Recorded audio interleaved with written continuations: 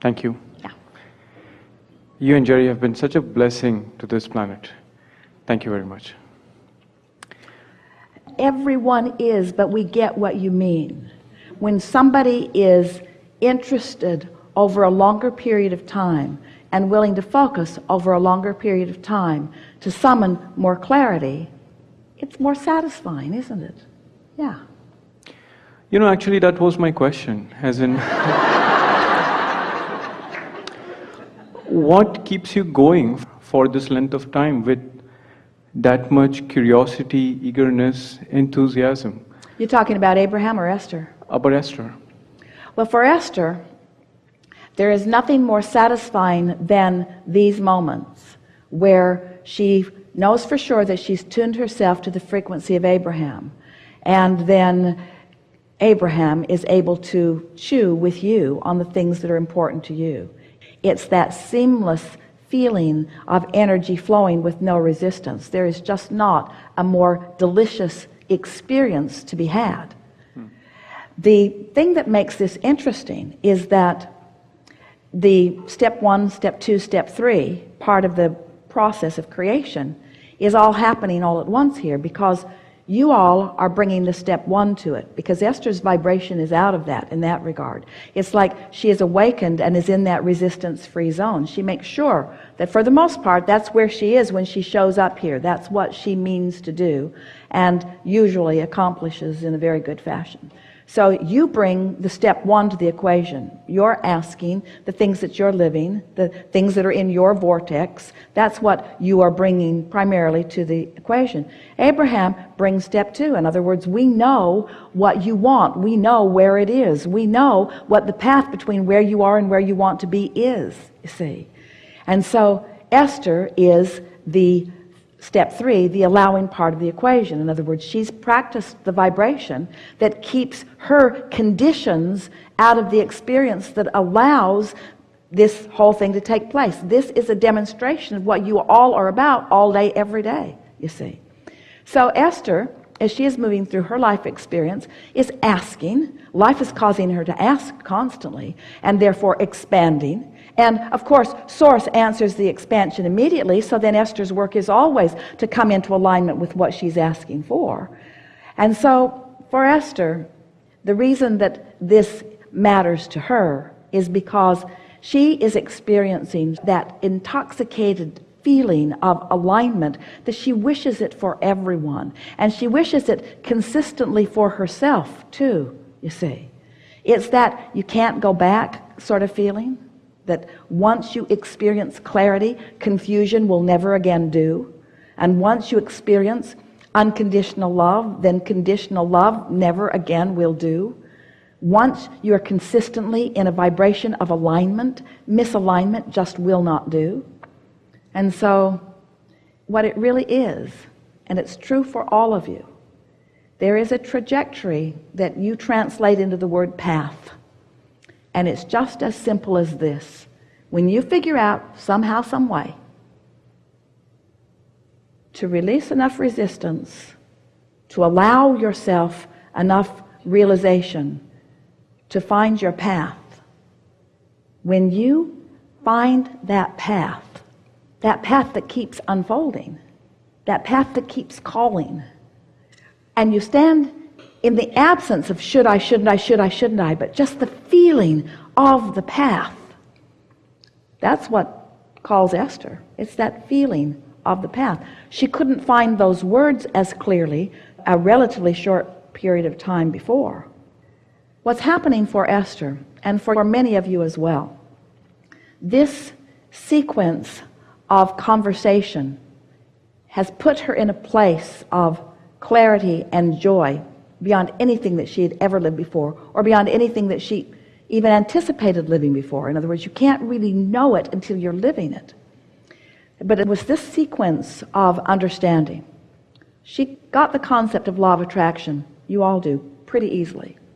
When we added the word momentum to that, it moved it into another place of understanding. It was quite easy to understand that momentum is about law of attraction, just adding energy to something. She already had come to understand from years before through our conversations about the emotional guidance system and what negative emotion means and what positive emotion means. So the idea of emotion was already well integrated within her. But when we began talking about law of attraction and momentum and the trajectory that that accomplishes, a new thing sort of clicked into place for Esther with the understanding of trajectory. And then when we began dovetailing the intentions that you hold from non-physical, she began to understand that there's always been a trajectory for everyone. There is a trajectory that you could even call a path. There's this path of intention that you were born with, that you've been adding to as you've been sifting through variety every day of your life experience. So you are dovetailing these trajectories with this dominant path. Are you sort of getting the sense of this? And anytime you find something and it blends with that dominant path, you feel pure positive energy. If you find something and you feel uncomfortable about it, it means it's not blending with your path. Suddenly guidance started feeling entirely different to Esther. And then it became easier for her to let go of the conditions that she thought she needed to sort and manage and manipulate and control. It became easier for her to let go of those conditions because she then understood that she had been sifting through those and had come to conclusions as a result of those that she had put into her vortex. She understood that there was no possibility that she was a mere puppet on a string. She understood that she was a powerful creator who had come forth into this physical experience on a path or a trajectory that when she finds herself in vibrational alignment with it, she feels glorious. And any deviation from it, no matter how great or how small, is just not good enough. So then she began coining words, not necessarily when we were flowing through her. She began observing of herself and saying about herself, and we've repeated it because we find it humorous and accurate. She began saying, I'm finding myself to be a sort of vibrational snob because I am less and less willing to regurgitate those old beliefs that I've picked up along my physical trail that no longer allow me to be on my path. Her path has become the most important thing. So it's really interesting that you say, what is it that inspires or motivates Esther or makes Esther want to continue this? And we say, how could it be any other way for any of you?